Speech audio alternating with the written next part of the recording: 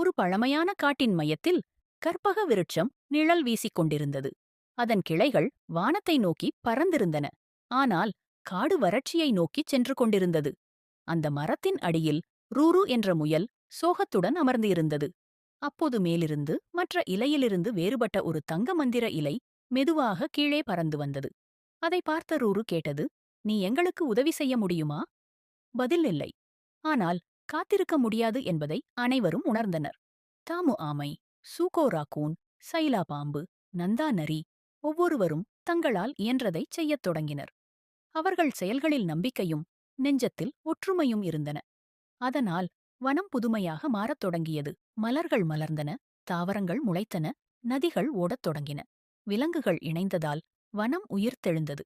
அப்போதுதான் அந்த தங்க இலை மறுபடியும் பறந்து வந்தது.